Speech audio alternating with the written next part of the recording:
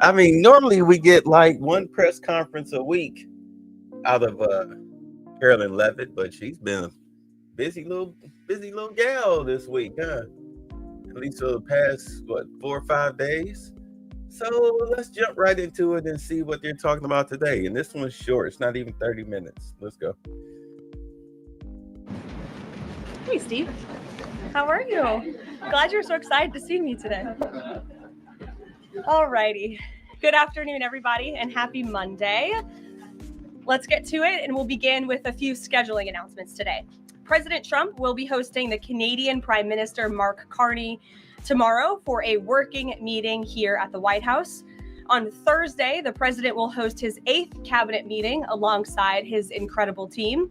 Also on Thursday afternoon, President Trump will host the president of Finland, Alexander Stubb, for a working meeting here at the White House. The president also wanted me to relay his congratulations to Japan for electing their next prime minister, a highly respected person who also happens to be the first female to hold the position for our great ally.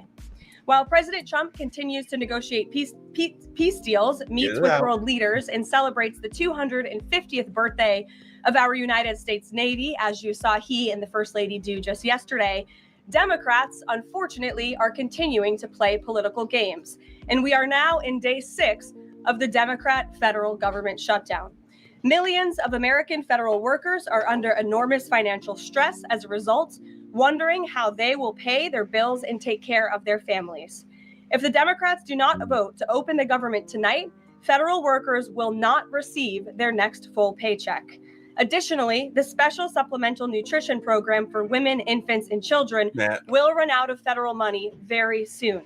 This program provides vouchers to buy infant formula, fresh fruits and vegetables, and other healthy foods for low-income families. It can be easily fully funded if Democrats simply vote tonight to reopen the government.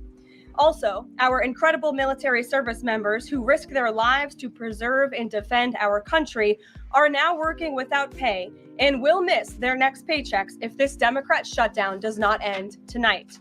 The Republican-backed clean and nonpartisan funding bill fully funds this important food aid program, gets our troops paid, and reopens the government.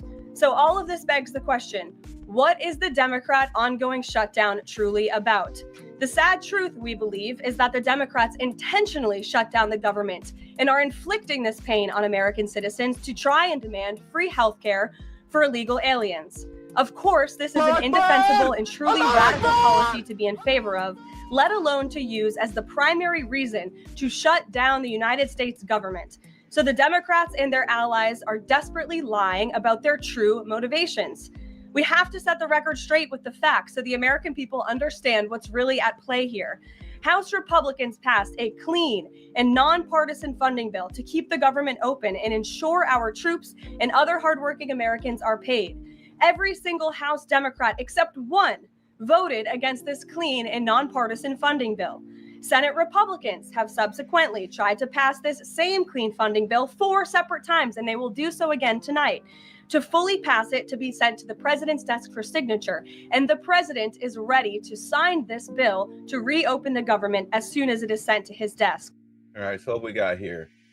The Democrat continuing resolution spends nearly $200 billion in healthcare subsidies for illegal immigrants and other non-citizens. Here's a summary of the WFTCA provisions repealed by Democrat CR.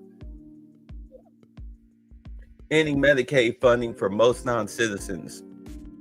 $6.2 million. Ending enhanced FMAP for emergency care to illegal immigrants. That's $28 million. Closing the California loophole. That's $34 million. Ending Medicare funding for most non-citizens. That's $5 million. Ending Obamacare funding for most non-citizens. That's $91.4 million.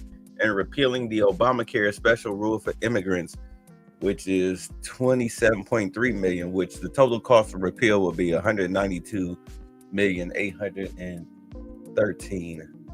Allah Akbar! Allah Akbar! Allah Akbar! No, give them nothing. Yet every single Senate Democrat, except 3, have voted against this clean and nonpartisan funding bill. The Democrats' current position is that the only way the American government can reopen is if illegal aliens can get free health care. Don't take my word for it, just look at what's inside of the Democrats' proposal to reopen the government. Their funding proposal would result in nearly $200 billion spent on health care for illegal aliens and other non-citizens over the next decade. To put this in perspective, $200 billion is enough money to fund the entire children's health insurance program, which provides health insurance to low-income children and women. Under the Democrats' proposal, the millions of illegal aliens who improperly were granted asylum and paroled under the Biden administration would once again be allowed to receive Medicaid benefits. It does not end there. The Democrat proposal would also require Medicaid to pay more for emergency care provided to illegal aliens than it does for American patients who are disabled, elderly, or children. When someone shows you who they are, believe them. The Democrat Party has unfortunately closed our government, costing Americans their jobs, threatening our military readiness, harming our economy, and causing chaos, all to help the illegals who broke into our country. Instead of holding illegal aliens accountable and removing them from our country, which is what this administration is trying to do every day, the Democrats want to give them the free benefits paid for by the American taxpayer. Democrats in 2025 are for illegal aliens first and Americans last. This is the reality we are unfortunately facing right now in Washington, D.C. President Trump and Republicans will not give in to these radical demands. The president and Republicans have a sacred responsibility to serve and protect the interests of their constituents, the American people. That's why we are backing a clean and nonpartisan funding bill with no strings attached to reopen the government. Democrats should do what they did 13 separate times under Joe Biden and vote for this exact same type of funding bill. Now the Senate will vote tonight for the 5th time to reopen the government on the 6th day of this shutdown. All we need are an additional 5 Democrat senators to end this madness and vote for the clean funding bill to reopen the government. If you are an American watching at home right now, call your Democrat senators and tell them to do the right thing and end this shutdown. With that, I will take your questions. Here in our new media seat today, we have Elizabeth Mitchell from the Daily Signal. Elizabeth, thanks for being here, and please kick us off. Thank you for having me. I have 2 questions. First, President Trump. We've seen her before. She's normally sitting in the gallery. Okay. Well, what's the question? Trump told reporters yesterday that firings of federal employees are taking place right now. In which departments have people already been fired from their federal jobs due to the shutdown? The president was referring to the hundreds of thousands of federal workers who have been furloughed as a result of this federal government shutdown, both here at the White House and across the entire federal government, at agencies across the board. There are federal workers who are staying home. Many of them work in the White House. You know them. Some of them sit just behind me at those desks. They are unable to show up to work right now because the Democrats chose to shut the government down. And so we're already, unfortunately, seeing the consequence of this. And then, of course, the Office of Management and Budget is continuing to work with agencies on who, unfortunately, is going to have to be laid off if this shutdown continues. And Secretary Robert F. Kennedy Jr. said the FDA was required by federal law to approve the new abortion pill last week. Is the administration considering steps to undo this in light of requests I think that was a one-time thing. Organizations? I think Secretary Kennedy and the Department of Health and Human Services, as I addressed in the briefing last week, were following the law, and we will continue to do so. As I said last week as well, it's not an endorsement of this drug by any means. It's just a law that they were following. Jennifer. We heard you say that you want people to call their Democratic senators. Is the president calling? All right, so hold on. Let's take a look at who we got in the newsroom up. Uh-oh, we got the most irritating reporter in the history of irritating reporters, Caitlin Collins, the she, him, them, they. She's there. Okay. Got the brother, the other brother, the California surfer guy. Okay, so here's the chick. Yep, she's back to her horrible shoes with her not matching her outfit. We got California cutie in here. Got the girl that was assaulted in Washington, D.C. Okay. All right, just seeing who all we have in the room. Let's get back into this. We heard you say that you want people to call their Democratic senators. Is the president calling Democratic senators himself? Can you say what he's doing? today to resolve the shutdown? Yep, I was just in the Oval Office. He was on the phone with Speaker Johnson. He's also spoken with the Senate Majority Leader, who are in touch with, of course, moderate Democrats and Democrats across the board, who we understand hopefully want to do the right thing by their constituents to reopen the government. So the president is being kept very well apprised of the ongoing shutdown on Capitol Hill. And of course, his position is very clear. There's nothing to negotiate, just reopen the government, and then we can talk about all the important issues facing our country. So he hasn't called specific members of Congress? Not to my knowledge, no. And then on the Affordable Care Act, is he willing to give more, to share more on what he'd like to negotiate on the Affordable Care Act later? Is he willing to say specifically what he would like and when? But look, the president is definitely committed to fixing and improving our healthcare system. You saw it again last week when he had one of the largest pharmaceutical companies in the world coming into the Oval Office and promising to lower drug prices by 200, 300, 100% in many cases for various types of drugs for American patients. That is a huge fix to a broken system that has been ripping off the American people for far too long. So the president's very committed to this. But right now, we need to reopen the federal government, and the president is remaining very firm in that position. In other words, you can pretty much forget. I don't even know why the Confederates are trying to hold the government hostage. He's not going to buckle on that whole illegal money for illegals thing. You can forget it. You can forget it. I don't even know why you did that. You wasted people's time. It's already in the big, beautiful bill. It's written in the law. Like, you're just wasting time. That's all you're doing. And you're trying, this is what killed me, is that you're trying to say, oh no, this is Trump's fault. How is it his fault when him and everybody else voted for the spending bill that's going forward right now? But you want to add another, $2 billion for illegals? For your slaves, your new slaves? Are you kidding me? That's not going to happen. That's not going to happen. You can forget it. Catherine. If the vote fails in the Senate today to reopen the government, would that trigger layoffs?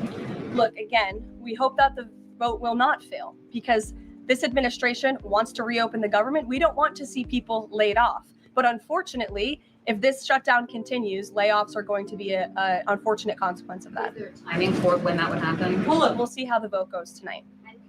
Is the White House floating a proposal to cap Obamacare subsidies by denying them to new enrollees? I have not seen a proposal like that. Emily. Thanks, Caroline. The president said yesterday he was considering a phase 2 approach to Venezuela. Is the president considering U.S. boots on the ground or any kind of support of overthrowing Maduro? I won't get into any specific proposals that are being considered by the president and his national security team, but I think we've been pretty transparent and clear in the administration's view of the illegitimate Maduro regime, and the president has taken very unprecedented, tough action to end the illegal trafficking of illicit drugs into our country from Maduro's illegitimate regime.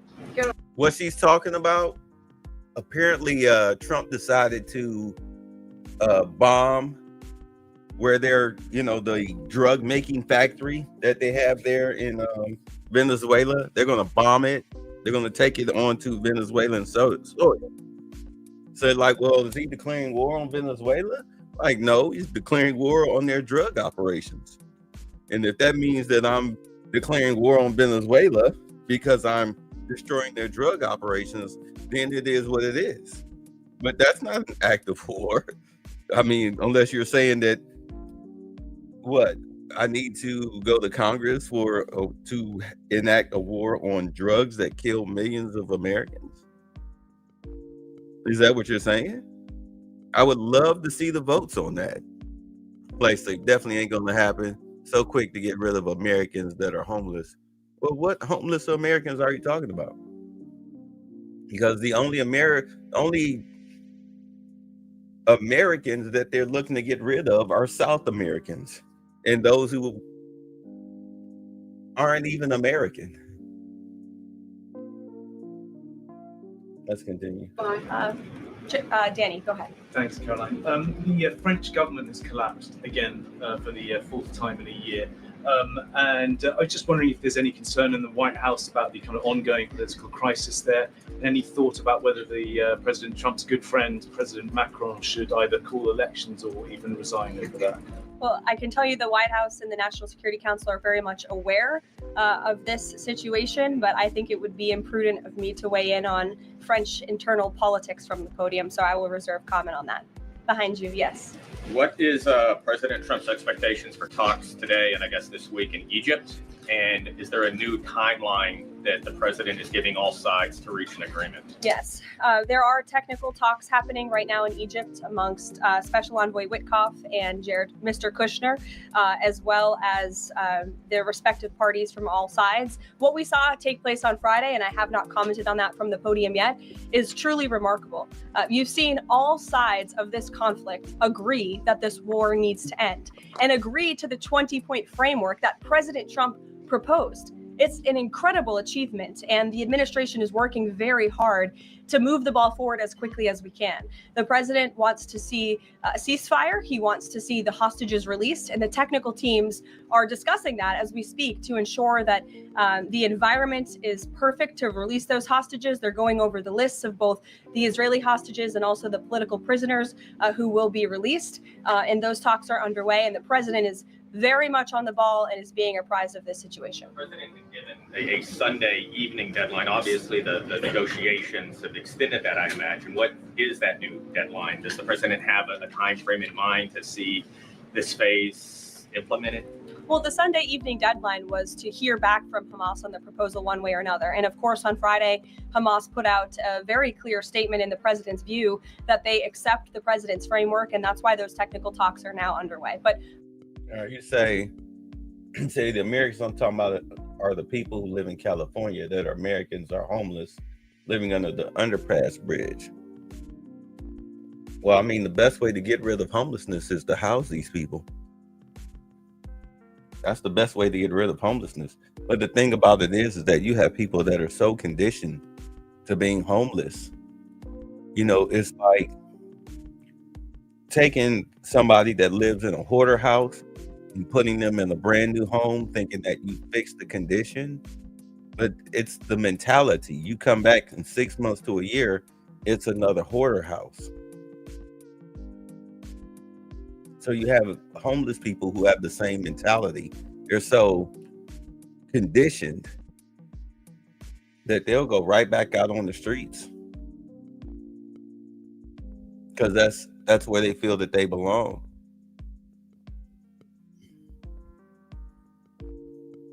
And guess who's going to vote against what? Putting homeless people in houses? What's the question?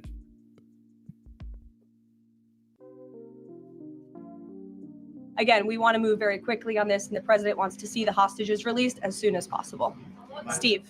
Expect those technical talks to last, Caroline. I don't want to draw a red line up here, Steve. Of course, it's very important, as I just mentioned, that we get this done quickly. That's how the president's team feels, so we can get some momentum, get the hostages out, and then move to the next part of this, which is really ensuring that we can create a lasting and durable peace in Gaza, and ensure that Gaza is a place that no longer threatens the security of Israel or the United States. You expect to be on the agenda for the president's meeting with the Prime Minister of Canada tomorrow? I'm sure trade will be a topic of discussion tomorrow, and all of the other issues that are facing both Canada and the United States. I know the president looks forward to having that discussion with Carney in the Oval Office. All right, so you say who's going to vote against getting housing for Americans? More than likely the Confederates. They do absolutely nothing for the American people. They're really starting to show their true colors now. I mean, they do absolutely nothing for Black people, but they definitely are doing absolutely nothing for Americans. I mean, they actually call illegals American citizens. You know, but that's the Confederacy for you. Kate. Thanks, Caroline. I have two questions. On the layoff of federal workers, potentially, the president said yesterday that Democrats will be to blame if federal workers lose their jobs. Historically, though, in past shutdowns, workers have been furloughed, but they have not been laid off en masse. So wouldn't that be the president's call to lay people off? As I've said repeatedly, Caitlin, this conversation about layoffs would not be happening right now if the Democrats did not vote to shut the government down. And as I also said last briefing as well, we are $37 trillion in debt, and the government is not receiving any cash. So someone has to look at the balance sheet and be good stewards of the American taxpayer dollar. And layoffs are an unfortunate consequence of that. First term, for example. Well, as I'm telling you now, this administration is focusing on checking the balance sheet and ensuring we're doing the right thing by the American taxpayer. And again, these conversations about layoffs would not be happening in the White House today if not for the Democrat shutdown. And they have a choice to change that. They have another opportunity tonight to do the right thing to reopen the government. Joey. Sorry, my second question. A federal judge over the weekend that the president had appointed to the bench in his first term in office basically argued that he could not deploy other states' National Guards to Portland. Basically said that it was untethered, his argument, to what is actually happening on the ground. Which local officials in Portland have said that the National Guard is needed there? With all due respect to that judge, I think her opinion is untethered in reality and in the law. The president is using his authority as commander-in-chief, U.S. Code 12406, which clearly states that the president has the right to call up the National Guard in cases where he deems it's appropriate. And if you look at what has happened in Portland, Oregon, for more than 100 nights, I was talking to our law enforcement team about it this morning, for more than 100 days, night after night after night, the ICE facility has been really under siege by these anarchists outside. They have been disrespecting law enforcement. They've been inciting violence. We saw, again, a guillotine rolled out in front of this federal building. And so the president wants to ensure that our federal buildings and our assets are protected. And that's exactly what he's trying to do. And ultimately, in the case in Los Angeles, that judge ruled in the Ninth Circuit, that panel of judges ruled that those troops could remain and that the president was well within his authority to do so. So we are appealing that decision. As you know, we expect a hearing on it pretty quickly. And we're very confident in the president's legal authority to do this. And we're very confident we will win on the merits of the law. I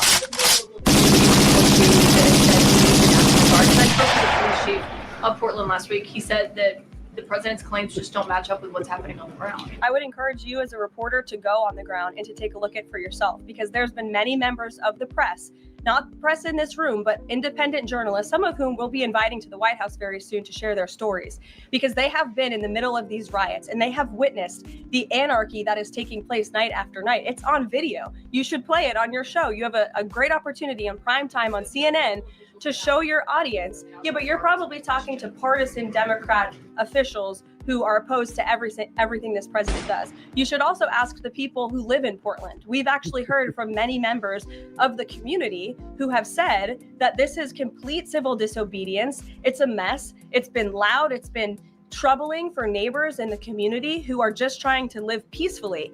And these people are not there to peacefully protest. They are there to cause mayhem and havoc. Yeah, Caroline. Stephen, go ahead. Thank you, Caroline. Two questions. First, do you have a reaction to Those gunshots are coming from me. StreamYard now has where you can do little sound clips. So I love it. I put in the pistol shot, but whenever Caitlin Collins or another reporter asks another stupid question, that's what y'all heard. Also had the AK-47.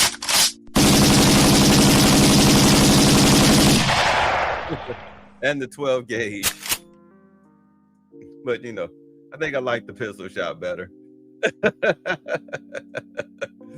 Right, smell what she cooking. Exactly. She tired. I had to add these, so I'll just stick with the gunshot. I won't do the AK. reports that thousands of Cuban troops are deployed alongside Russia fighting in Ukraine? And on a very different matter, the president last week floated in an interview with our colleague Daniel from One America a rebate for tariffs of up to $2,000 per person. Is that plan contingent on the Supreme Court's upcoming ruling on the legality of the tariffs? And is the White House preparing for legislation to make that happen? Sure. On the first point, I have not seen that report, Stephen, but I'll check in with our national security team after this and we'll get you an update. To your second point about the tariff rebates, I think it's an idea that the president has discussed and floated with his team of advisors, but no decision has been firmly made at this point in time. Why don't we go to the back? Owen. Good afternoon. Go to the Good back. afternoon. A few days ago, President Trump demanded Jay Jones of Virginia get out of the race for condoning political violence in a text message against a Republican politician a few years ago. He hasn't left the race. He hasn't dropped out. What's the president's reaction? Yeah, hold on. So you had this Democratic guy. He's running for the state attorney general. And a few years ago, when a Democrat who was he was more of a centrist, when he died, he passed away. This dude sent a whole bunch of horrible text messages to his Republican colleague, saying that if he had 3 bullets or 2 bullets and was locked in a room with the guy who passed, Hitler, and some other leader, Mao Zedong, I believe, he would shoot the Democratic guy who passed away twice. And that he wanted, and that his family was raising little Hitlers and everything because they were, I guess, centrists, Democratic centrists or whatnot. I mean, he said some real vile things, the same vile, nasty crap that people were saying about Charlie Kirk's family. You know, it's about some ending his bloodline and everything. The guy was talking just like that a few years ago. And they're like, yo, he needs to drop out of the race. He's mentally unfit to be a state attorney general. Like, are you kidding me? Like, this dude's not fit enough to write parking tickets. Mentally unfit. But the Democrats refuse to make him drop out of the race.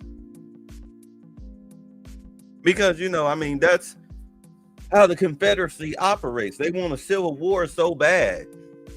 They want a civil war so bad, not realizing that they will get wiped out within moments, weeks, if that. These people are sick, truly sick. Well, as you know, I'm not at liberty to discuss political races from the podium. I think the president himself made his position very clear, and I think anyone could agree the messages that were sent by this Democrat nominee for Attorney General in Virginia are really shocking, alarming, and completely unacceptable. He was threatening to kill his opponent and his opponent's children, and that type of rhetoric has zero place in our country, and the president was absolutely right to condemn that. One more, please. Sure, go ahead. Thank you. The Democrats have questioned and scrutinized the president's comments about using potentially the military, American cities, as training grounds for the military. And when you look at Portland, Chicago, local and state officials say that their local law enforcement is able to handle the situations, these protests on the ground. The president says that Portland is burning, using that as justification for the National Guard in Portland.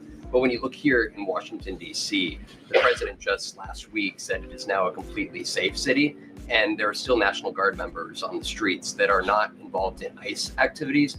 Can you provide the justification for the White House here in Washington, D.C., why the National Guard members continue to be out on the streets? Because Washington, D.C. has invited the National Guard here. Why? Because the mayor is doing the right thing, unlike mayors in other cities like Portland, as Caitlin and others have pointed out, who refuse to see that there are positive results from when local law enforcement works with federal law enforcement to do the right thing on behalf of their citizens. And Washington, D.C. is no doubt a safer city right now today than it was a few months ago when President Trump started this initiative to make D.C. safe again. And the National Guard is still here because the president and the mayor agree that it's a good thing for the city, just like you're seeing in Memphis. For instance, we'll have National Guard deployed to Memphis. We have federal agents who are on the ground working with state and local law enforcement. The state police in Tennessee are part of this effort. The local metropolitan police in Memphis are part of this effort. State and local law enforcement and federal law enforcement should be working together. And it's a shame that we see in some cities across the country that their mayors are just simply refusing to cooperate because they don't like Donald Trump. And that's what this boils down to. And I don't think any American would disagree that Chicago needs more law enforcement reinforcements, that they need more resources. Look at this headline from over the weekend. At least 30 people shot during the weekend in Democrat-run Chicago. 5 of them were killed in one weekend. This is completely unacceptable, and the president wants to make American cities safer, and he's willing to work with anyone to do it. If the courts allow you to ultimately send in the National Guard into Chicago and Portland, do Democrats not have reason to be concerned that there are long-term plans by this administration to keep U.S. military or the National Guard in American cities, like what we are seeing here in Washington. Why should they be concerned about the federal government offering help to make their cities a safer place? They should be concerned about this. They should be concerned about the fact that people in their cities right now are being gunned down every single night. And the president, all he's trying to do is fix it. And there has been a complete smear campaign by the Democrats and the media, quite frankly. I was reading Political Playbook this morning, one of the most inside the Beltway newsletters you can find. And you guys are framing this like the president wants to take over the American cities with the military. The president wants to help these local leaders who have been completely ineffective in securing their own cities. And we have already seen there's a positive formula for that. Look at Washington, D.C. The murder rate has declined significantly. Our streets are safer. People who live here feel safer. All of you in this room, I know you do. You just won't admit it. And it's a proven system that works. And the president wants to make America's cities safe again. And I don't think there's anything wrong with that. I mean, like, in all honesty, all this, they're gonna throw us back in slavery. Oh, they only going after black folks because they racist and all this other goofy stuff. You have yet to see that happen. You see people who have warrants getting locked up, no more cashless bail, which means you're gonna sit in jail. So either you pay your bail for all your warrants combined up into one, because do understand, if you have a warrant, that means that you skipped out on your court date. So you're probably not going to get bail, and you're going to sit there for months, probably till next year before you see a judge. To hear Brandon Johnson say probably the stupidest thing in the world, that police are a sickness, jail is a sickness. Like, no, dude, letting criminals run free to terrorize innocent civilians, that's a sickness.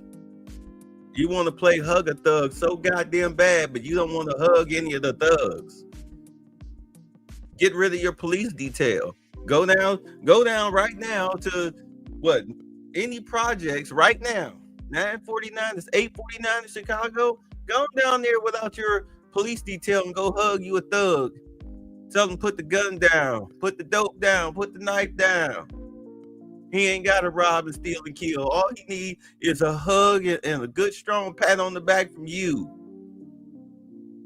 Tell us how that work out. Michael. Thank you, Caroline. Two questions, if I may. Because the mayor wants them.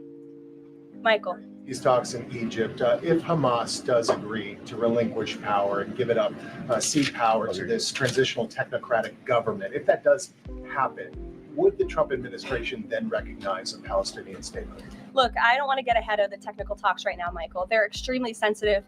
They're taking place, again, as we speak. And there's a lot of, there's many things to discuss, of course. This is, hopefully, we expect and we hope going to be one of the greatest peace deals this world has ever seen. And the Trump administration is working diligently and working very hard to get there. And as I said, Friday, all terms agreed. We have the Arab countries who are working with us. Of course, Israel has been incredible in cooperating with the president's plan and agreeing to it. And we're very hopeful, and we expect that to continue. You tweeted about this over the weekend. Thank you. I was going to you in the blue shirt and tie. Thank you, Caroline. You're welcome. The Daily Mail. Today, the Supreme Court declined to hear Ghislaine Maxwell's appeal. Will Trump rule out granting her clemency? Is that something the White House is considering? It's not something I've heard discussed. And we don't comment on clemency requests that may or may not have been made, but I'm certainly not tracking that one at this point in time. Caroline. Jordan, go ahead. Thank you, Caroline. So we're talking about these radical groups in Portland and Chicago. I know the president has spoken about potentially going after George Soros with RICO charges and for funding all of this violence. Has there been any update on that? And also, is the administration looking into the other nonprofits, maybe taking away their 501c3 status for funding this violence? And one more question. Sure. The financial backing of these groups, particularly Antifa, is certainly something the administration is looking into aggressively. And the federal government has never really been mobilized or tasked with doing that. So we're kind of kickstarting that into gear. The FBI is working on it alongside the White House's Homeland Security Task Force. We have our intelligence community looking into this as well. And even the Secretary of Treasury is involved with these matters since they are financial in nature. And we will continue to get to the bottom of who is funding these organizations in this organized anarchy against our country and our government. It's a question the American people have been begging the answer for many years, and we're committed to uncovering it. And when we do, I'm sure you'll be one of the first people to know. Separately, Caroline. Thank you. So Gaza, under the president's plan, is going to be governed by a transitional governance of a technocratic, apolitical Palestinian committee made up of qualified Palestinians and international experts. Given how radicalized the Palestinian population is in Gaza and in the West Bank, can you offer some insight or guidance into who are some of these Palestinians that are going to be considered for leadership roles in Gaza, and where you're going to be finding them? And do you have any names? We're not quite there yet, Jonathan. The president believes peace is possible in Gaza, and that's why he presented this detailed and comprehensive plan. The first step of that is securing a ceasefire and releasing the hostages. And then those conversations about ensuring a durable and lasting peace can continue. But what do you need to have peace in a region like Gaza that's been war-torn for far too long? You need security guarantees and you need good governance. And so those will be two of the priorities that this administration is focused on. If I may, the president has said he wants the government to reopen this week in a deal. What's going to happen by the end of the week if there's no deal? What's the White House prepared to do? With no deal with what? To reopen the government. Look, as I said, unfortunately, there's going to be a lot of pain inflicted. There already is on the American public, on our troops who are not being paid, again, on women and young children who depend on critical food assistance. We hate to see this. And in fact, the Office of Management and Budget is trying to do everything they can to find funds to get out the door for these vulnerable populations in our country. Again, we shouldn't be having to do that. The Democrats have a chance to change course tonight. I believe the vote's taking place at 6:30, and we urge Democrat senators to vote to reopen the government and to do the right thing. Thanks, guys. So let me show y'all what this dude did. Let me show y'all what this goofball did. And of course, yes, he's... Tonight, both sides of the political aisle are condemning text messages sent by Democratic candidate Jay Jones. Republican state delegate Connie Coiner confirmed to NBC News the authenticity of a text exchange between her and Jones. Coiner said that the comments were made in August of 2022. News Force Dominique Moody explains what was said in those messages and how local and national political leaders are now reacting to those revelations. Democratic candidate for Virginia's Attorney General Jay Jones now walking back remarks made during a text exchange in 2022.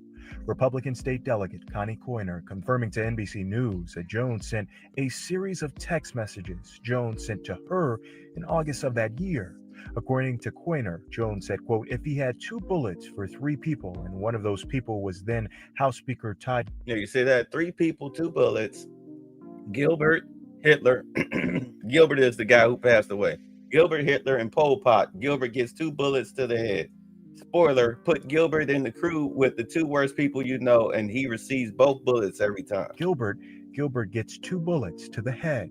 During the exchange, Jones also added, spoiler, put Gilbert in the crew with the 2 worst people you know, and he receives both bullets every time. Coiner says Jones called her after he sent those messages and suggested he wished Gilbert's wife could watch her own child die in her arms so that Gilbert would reconsider his stances.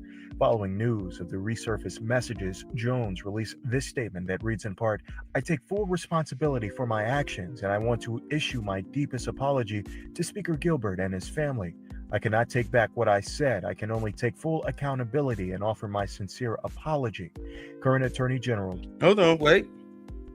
Says, so he said, Virginians deserve, this is why I like to read this stuff. Virginians deserve honest leaders who admit when they are wrong and own up to their mistakes. This was a grave mistake, and I will work every day to prove to the people of Virginia that I will fight for them as Attorney General. No, drop out of the race, bro. Drop out of the race. You're a scumbag. You're untrustworthy. Drop out of the race. Can only take full accountability and offer my sincere apology. Current Attorney General Jason Miyares, who's seeking re-election, responded to the text messages. You're seeking to be the top law enforcement officer in the entire state.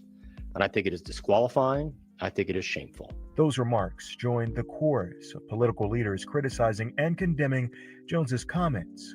Virginia's Democratic candidate for governor, Abigail Spanberger, said, quote, "After learning of these comments, I spoke frankly with Jay about my disgust with what he had said and texted. I made clear to Jay that he must fully take responsibility for his word." Virginia. No, you need to tell him to drop out of the race. Why are you still running this guy? It's like with people in New York with Mamdani. This dude is clearly, he backs Hamas, the Holy Land 5. He wants a jihad against Israel, wants to wipe every Jew off the planet, and this guy is the front runner for the mayoral candidate of New York. You've got to be kidding me. Talking about free bus rides and no police and emptying the jails and government-run grocery stores. Like, what is going on? What is going on with this with the Confederate Party? His Republican governor candidate, Winsome Earl Sears, also asked for Jones to drop out of the race. Take notice, Virginia. We can stop this if we choose to. The stakes of this election have never been more clear. News of the text messages come 1 month before the election day in the Commonwealth. According to Virginia's Public Access Project, more than 280,000 Virginia voters have casted their ballots as of October 1st. We're already talking about votes cast in Virginia. It seems to me that even if there was an idea that the Democratic Party should change horses, it's way past midstream in this situation. Voting has been going on for a couple of weeks already in Virginia. Political analyst Stephen Farnsworth says the race comes down to a few factors. Should Jones continue to remain in the race? I think the big question going forward is how the voters are going to feel about a candidate that said what this candidate said. This was a really, really horrible moment for a candidate to have made such comments, and it may or may not be disqualifying depending on how the voters react to it. In the Commonwealth, Dominique Moody, News 4. For Jay Jones now issuing an apology of sorts after a series of... Sorry. So at any rate, the government is still shut down. The government is still shut down. So it is what it is. Oh, well. All I can say is that we just work here. I've got some things that I'm trying to work out.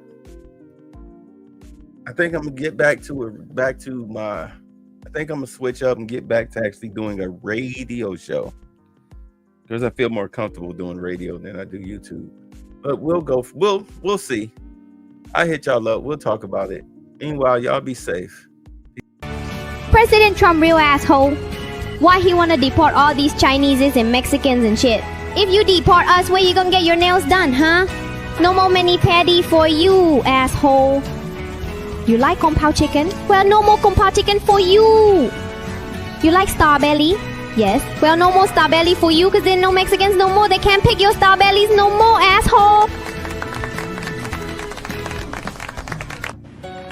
You really want to be asked to go? You know, I hate to barge in on a city and then be treated horribly by corrupt politicians and bad politicians like a guy like Pritzker. You ought to spend more time in the gym, actually. President Trump seems to have zero respect for me. He calls me fat. He calls me slob. He calls me Jay Beefy. He said I need to spend more time in the gym and less time eating donuts and getting fat. He keeps saying I got fired from the family donut business for being fat and eating all the donuts and shit. My family doesn't even have a donut business.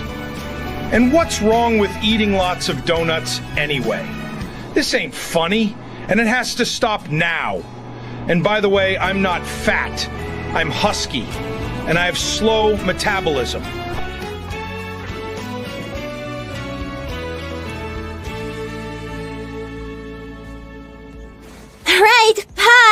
Thanks for the fun.